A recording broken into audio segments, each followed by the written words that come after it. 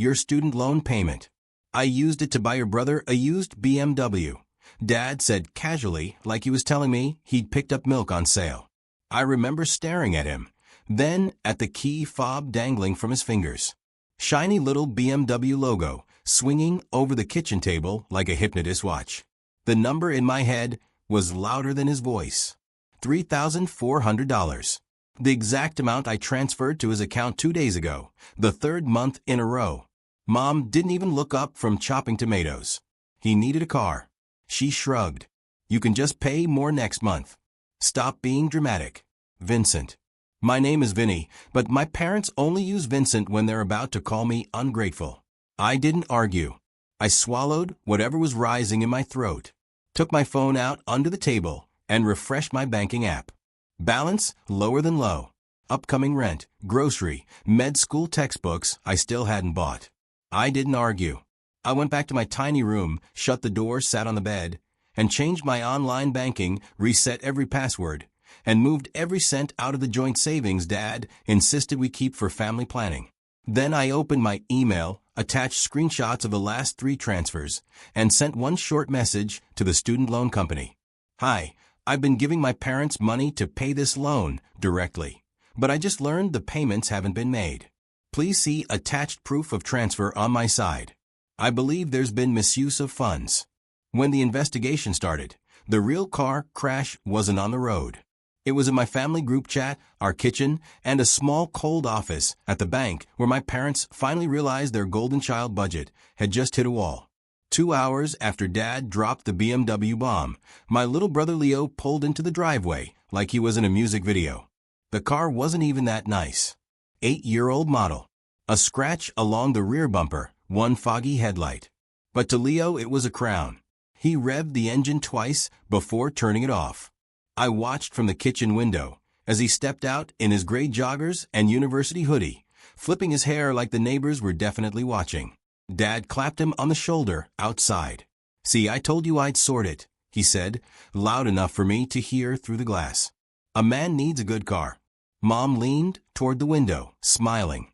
Your brother's finally going to look respectable on campus, she said. Then she glanced at me, eyes sweeping over my thrift store jeans and stained cafe t-shirt. Maybe one day you will too, when you stop being so tight-fisted. My phone buzzed. Bank alert. Low balance threshold reached. I locked the screen so fast my thumb hurt. Leo burst into the kitchen a second later, keys spinning around his finger. Vinny, man, you should see the sound system in that thing. He grinned. Bluetooth and everything. You can't be a doctor rolling up in that rusty Honda forever. It's paid off, I said quietly. And it runs. He didn't hear me or pretended not to. Dad opened the fridge like nothing was wrong. Anyway, we're all making sacrifices, he announced. We'll catch up on your loan next month. Don't go whining to your little bank app. I didn't say a word, but in my head, something shifted with a clean final snap, like a bone setting in the correct place for the first time. I'm 23, in my second year of med school, and I work nights as a waiter at a mid-tier Italian place where the breadsticks are endless, and so is the stress. The only reason I'm even in med school is loans, scholarships, and the kind of stubbornness you grow when your parents keep repeating, "We're not made of money," while buying your brother limited edition sneakers. Growing up, the financial script in our house never changed. Leo was the investment. I was the backup plan. If Leo doesn't get into law school, at least we'll have our little doctor. Mom would say, ruffling my hair without looking at my grades. She said it like I was a spare tire. When I got top marks in biology, Dad nodded once and went back to talking to Leo about his soccer stats. When Leo passed a class he'd almost failed, they took him out to dinner. When I got a partial scholarship, Mom's first reaction was, "So, they're not paying for everything." It was like that with money, too. Leo got a gaming PC at 16. I got his old laptop with a missing E-key. Leo got gas money and cash. I got you can walk. It's healthy. Still, I kept my head down. Saved. Worked. At 18, I started waiting tables. At 19, I took every extra shift I could, shoving tips into an envelope I hid in my anatomy textbook. My high school friends were buying festival tickets. I was buying secondhand flashcards. Then came med school acceptance. Dad's first words weren't, "I'm proud of you." They were, "That's a lot of debt, Vincent." Mom's second words were, "Well, your brother can't take on that kind of stress. So this better not affect our ability to help him if he needs grad school." That help never existed for me. Still, they did offer one thing. Dad said he'd handle the logistics of my student loan payments. "Interest rates are tricky," he said, leaning back like a financial guru. "I know how to talk to banks. Just give me the money each month and I'll pay it directly. No need for you to worry while you're studying." I wanted to believe that was a form of care. So I did. First year, I gave him cash. Second year, I started doing transfers cleaner, easier, with little notes in the description line. Loan payment March, April loan, May student loan. I never missed one. I juggled double shifts, came home smelling like garlic and espresso, and watched four-figure amounts leave my account every month while my classmates joked about just asking Dad to top it up. I thought this was my version of that. Parent help just reversed. They didn't pay for my education. I paid for it and trusted my father to hit submit payment on a website. That was the system. It worked until it didn't. The pattern, once I started looking back, was actually simple. Me giving them, taking, reframing it as family duty, then acting offended if I hesitated. It wasn't just the loans. There was the time Mom borrowed my emergency fund when the washing machine broke. "You're young," she said. "You bounce back faster than we do." She never paid it back. The time Leo's trip deposit was accidentally charged to my card because Dad had mixed up the numbers. When I noticed, he waved his hand. "Stop being so petty. Your brother needs to network." The time my car insurance mysteriously doubled because Dad had added Leo temporarily to my policy to build his driving record. Every single time I protested, it turned into a morality play. "Mom, you know we'd do the same for you." They wouldn't. "Dad, we're a family, not roommates keeping score."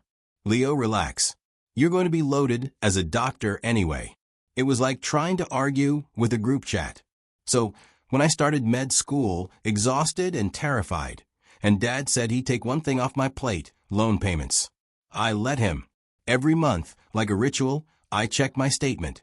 I moved $1,100 to $1,200 to his account. I texted sent for loan. He replied with a thumbs up emoji. I never logged into the loan portal. I was juggling exams, lab work, night shifts. My brain was a browser with 40 tabs open and a podcast playing somewhere. If Dad said paid, I believed him. Then about 4 months ago, I got an email I almost ignored. Subject line, important delinquency notice. Student loan account. I was between tables at the restaurant. Apron pocket buzzing. I opened it on autopilot, expecting some generic update. Instead, I saw your account is now 60 days past due. Immediate action is required to avoid default status and potential impact on your credit. I read it 3 times. 60 days, but I'd sent money for the last 2 months in full, on time, early even. I stared at my phone at the neat little list of previous payments at the bottom of the email. The last recorded payment for my account was 3 months ago. My chest got tight. In the bathroom, with the smell of cleaning spray burning my nose, I checked my banking app. There they were. Loan payment June, $1,100 to Dad. Loan payment July, $1,150 to Dad. I scroll back. Loan payment May, $1,100 to Dad. Loan payment April, $150 to Dad. My hands were suddenly slick with sweat. That night, I went home and asked Dad casually, "Hey, did the last loan payment go through?" I got an email. He didn't even look worried. "They always send scary emails," he said. "It's how they keep you paying. Don't obsess." "Yeah, but it says I'm 2 months behind." "Probably a glitch. I'll call them." He turned the TV volume up. Conversation over. I wanted to push, but he was already shaking his head like I was annoying him. "You don't trust your own father now." So I folded again. 2 weeks later, I sent the next payment. $1,150. Description, August loan. I told myself the email was a mistake. That adult life was messy and banks were confusing, and Dad knew more than I did. Then came today. I was on campus, leaving the simulation lab when Dad called me. Swing by the house after your shift. He said, we've got a surprise for Leo. I was tired, but I went. I stood in the kitchen while Dad poured himself coffee like it was just another day. He looked pleased with himself the way he did when his team won a game. So about that last transfer, he said, practically winking. We did a little reallocation. Reallocation? I repeated. He sighed like I was slow. Your brother's been taking the bus like some random person. It's embarrassing. The boy needed wheels. Mom sliced tomatoes harder. What kind of parents would we be if we left one son to suffer just because the other one is being selfish about some numbers on a screen? Numbers on your student loan payment. Dad finally said the line. I used it to buy your brother a used BMW. He said it like a clever life hack. My ears were ringing. What about the loan? I asked. My voice sounded strange, thin, like it was coming from a hallway. We'll deal with it next month. He waved me off. You worry too much. You're in med school. You'll make it back in like what? 1 month of salary. Mom finally turned. Knife in her hand. Eyes annoyed. Honestly, Vincent, the way you cling to money is ugly. Your brother needs a leg up. You have your degree. You'll be fine. I'd heard versions of those sentences my whole life. This time, they didn't land the same. This time, I saw them for what they were. Not confusion, not generational differences, just theft. Entitlement dressed up as parenting. My phone buzzed again. Another email from the loan company flooded the top of my screen. Notice your loan is now 90 days past due. 90. My brother whistled from the driveway. The BMW engine purred. The last straw wasn't the car. It wasn't even the money. It was the way Dad smiled as he said it. Like I should be proud he'd managed to convert my future into a down payment on Leo's Instagram aesthetic. That was the exact moment something in me stopped begging to be seen as the good son and started calmly, mechanically building an exit. I didn't make a speech. I didn't flip the table or scream or demand they apologize. I walked to my room, closed the door, and sat on the edge of my bed with my laptop. First, I opened my banking app. Joint family savings account, $2,378. Mainly my tips from the last few months. Parked there because Dad said it looks better to the bank when everything's together. My personal checking, $214. My pathetic savings, $63. I moved everything out of the joint account in 3 taps. Transfer $2,378. My personal. A little message popped up. Are you sure you want to transfer all funds? Yes. Next. I changed both passwords. Logged out of every device. Removed Dad as an authorized user. Turned on every security feature the app offered. Then I checked the history. I'd never looked closely before. There they were. Monthly transfers from my checking to the joint account. And from the joint account, all kinds of things. $600 to a dealership last week. $350 to an electronics store 2 months ago. $120 online purchase with Leo's name in the memo. Nowhere in the last 3 months a payment to my loan company. My stomach twisted. I took screenshots of everything. Next step, my loan portal.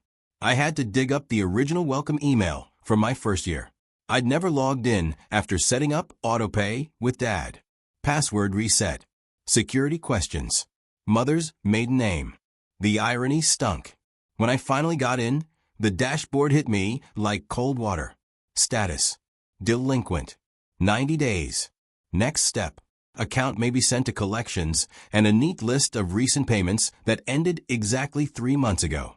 Every page I clicked had a giant red banner. Action required. I took more screenshots. Then I opened a new email. No overthinking, no rewriting. I typed like my hands belong to someone else. Hi, I just reviewed my account and realized my recent payments were never received on your end. I have been transferring funds monthly to my parents who assured me they were paying the loan directly. Please see attached proof of my payments bank transfers labeled loan for the past few months. I would like to dispute the delinquency status and set up direct payments from my account going forward.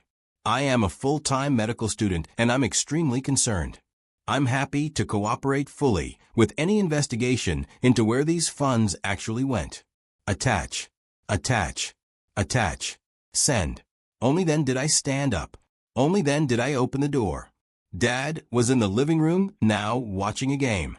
Mom was scrolling through her phone showing Leo car accessories. Hey, I said, 3 heads turned. Oh, now you want to be part of the family. Mom sighed. I logged into my loan account. I said, keeping my tone flat. It's 90 days delinquent. They never got the payments. Dad rolled his eyes. I told you it's a glitch. They always try to. I saw the payment history. I cut in. Nothing for 3 months. I also saw the dealership charge from our joint account. For a split second, his face changed. Just a flicker. Then the mask dropped back on. We'll pay it next month, he snapped. Stop acting like we're criminals. It's our money too. You live here for free. I pay rent, I said. In cash every month. Mom laughed. Oh, that little bit? That doesn't cover your share. I work full-time and go to med school. I've given you 1,000 this year. You are such a drama queen. She said, everything is always so big with you. Leo looked uncomfortable. Guys. Seriously, it's not a big deal. I'll give him rides to the hospital when he's a doctor. See, family helping family. I looked at him. You know where that car came from? He shrugged. Dad said he had it handled. Dad pointed a finger at me. You are not going to guilt your brother over a car. You are not going to turn this into one of your martyr stories. I've been managing money since before you were born. Yeah, I said quietly. I noticed. Mom stood up. Vincent, we used some of your funds for a family need. That loan is in your name. It's your responsibility. You can't dump everything on us just because you chose an expensive degree. I realized then that we were living in 2 completely different realities. In theirs, they had reallocated my money for the good of the favorite son, and I should be grateful they were even considering paying my loan at all. And mine, they had stolen loan payments, lied, and then called me selfish for noticing. I took a breath. Okay, I said. Here's what's going to happen. Dad snorted. Oh, here we go. The big man with a plan. I've already moved my money out of the joint account, I said. I changed my banking passwords and removed your access. From now on, I will pay my loan directly. Mom's mouth fell open. Excuse me. And I emailed the loan company. I sent them screenshots of all the payments I made to you, labeled as loan payments and the missing payments on their side. They're starting an investigation. The room went dead quiet. What did you do? Dad's voice dropped. Low and dangerous. I told the truth, I said. They're going to call me eventually. They might call you. Mom stepped forward. You're going to ruin everything. She hissed. Do you have any idea how this could make us look? They could say we committed fraud. You took my loan money and bought Leo a car, I said. That is fraud. It was a family decision, Dad snapped. I never agreed. He jabbed a finger at my chest. You listened to me. You will email them back and say it was a misunderstanding. You will tell them you gave us that money as a gift. No, I said. The word surprised even me. How small it was, how solid. No, Mom repeated like I'd spoken in tongues. Vincent, we raised you. We gave you everything. You kicked in maybe 2% of my education and 98% of my anxiety. I thought out loud. I said you gave Leo everything. You borrowed from me constantly without asking. And when I tried to talk about it, you called me selfish. That ends today. Dad took a step closer, trying to loom. You think you're better than us because you read some textbook. Huh? You think a little lab coat makes you a hero? I think I'm done. I said done with what? With being your ATM? With trusting you with anything that can destroy my future. Leo finally spoke up. Bro, you're overreacting. It's just money. The car is already bought. You can keep the car. I cut in. I don't care. Mom scoffed. See, he wants us to look like thieves. He wants to humiliate us. That hit something old in me. The kid who used to apologize for crying when Dad yelled. The teenager who apologized for asking why Leo got a car and I didn't. But that kid wasn't holding the wheel anymore. I'm not trying to humiliate anyone, I said. I'm trying not to default on a loan that can follow me for the rest of my life. Dad's voice went cold. If you do this, if you drag us through the mud with some investigation, do not expect us to be there when you fall. Don't come crying when you need help. I never had your help, I said. Only your bills. We stared at each other. He waited for me to back down. I always had before. I didn't.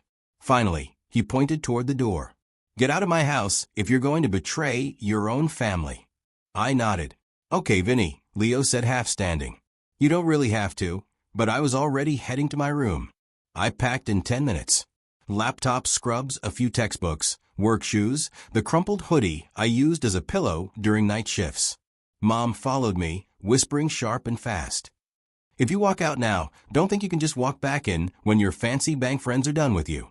They'll use you and drop you, and we'll be the only ones who ever truly loved you. I zipped my duffel. You loved what I gave you, I said. Not me. She flinched like I'd slapped her. Then she said the line she'd been building toward the whole time. Fine, she spat. Well, tell the relatives you stole from us. Let's see whose side they take. For the first time in my life, I didn't feel sick at that threat. Tell them whatever makes you feel better, I said. I'm done explaining. I walked through the living room with my bag on my shoulder. Dad didn't look at me. Leo did. Bro, he started. Enjoy the car, I said. I meant it in a strange way. The car was a perfect symbol of what they'd chosen. Let them have it.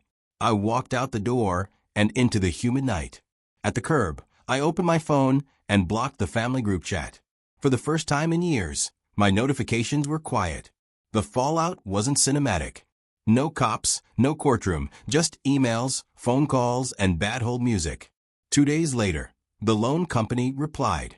They paused collections while they reviewed my documents and could re-age the account if I proved I tried to pay. I sent everything, screenshots, memo lines, even a photo of the old loan sticky note. They passed me to fraud and hardship. Denise called during my break. I'm sorry you're going through this, she said. Then set me up on an income-driven plan. Late fees shrank. The red banners turned green. From now on, keep full control of your loan payments, she added. Yeah, I said. I figured that out. Housing sorted itself. Maya's couch for a bit, then a tiny studio near the hospital. Cracked tiles, noisy pipes, used mattress, milk crate shelves. Lonely, scared, broke, but light. I blocked the family chat. Only Leo's text slipped through. Mom's freaking out. Just say it was a misunderstanding. Dad says you're being dramatic. They think you're trying to get them arrested. That true? I didn't answer. Before cutting contact, I sent one last message. I'm not trying to get anyone arrested. I'm protecting my future. You used my loan payments and lied about it. I won't discuss this further. Don't contact me unless it's to acknowledge what you did and how you'll fix it. No reply. That was the reply. Weeks became months. I lived on what I earned. No family reallocations. My payments went straight to the loan company. Each one gave me a sharp little hit of pride. On bad hospital days, the thought helped. At least they can't touch my money anymore. Sometimes, half asleep after a shift, I'd see Leo posting with the BMW. New tint, new rims, grind never stops. Anger flared, then faded. I'd look at my cramped studio instead. Textbooks, chipped mug, laptop with cardio lectures. All mine. No invisible hands. One shift, Maya slid into my booth.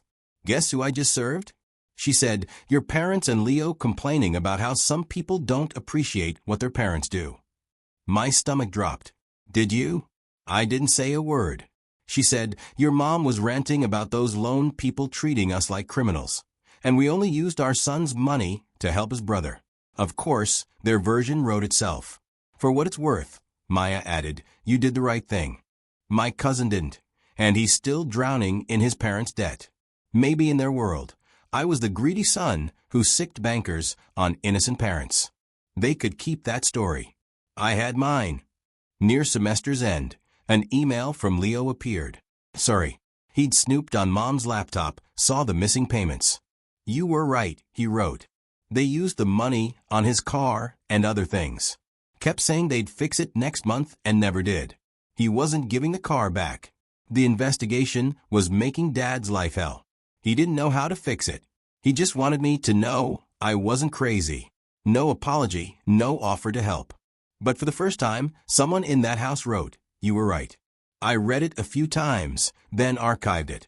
Not deleted, not treasured, just filed away. Life moved on. Exams, 90-minute naps, a sick kid grinning because I remembered his favorite cartoon. On dawn walks home, passing rows of cars, BMWs among them. I barely felt a twinge because it wasn't about the car or the interest anymore. It was this. For the first time, my future was actually mine. Not a pawn in my parents' hierarchy. Not a pool they could reallocate for the golden child. Just mine. One evening in the library, a first year grown beside me. "My dad wants access to my school account so he can manage my loans, says it'll be easier." Is that normal? I don't know what's normal, I said. But I know this. No one will care about protecting your future as much as you do. Keep control. Set boundaries. Even with family, especially with family, he nodded. My parents still haven't admitted what they did. Maybe they never will, but my loan is current. My accounts are mine. Where my sacrifices go now is my choice. I'm on Vinny's side here because he sent $3,400 for loan payments. Her dad admitted went to Leo's used BMW, and then saw his account flagged 90 days past due. So he locked down his banking and reported it with screenshots. What this story teaches us is that handing logistics to family can put your credit and medical career in someone else's hands. 2 takeaways: pay the lender directly, autopay, MFA, no shared access, and put every arrangement in writing. 1 message confirming purpose, due date, and what happens if it's missed so you're not guessing during a delinquency notice.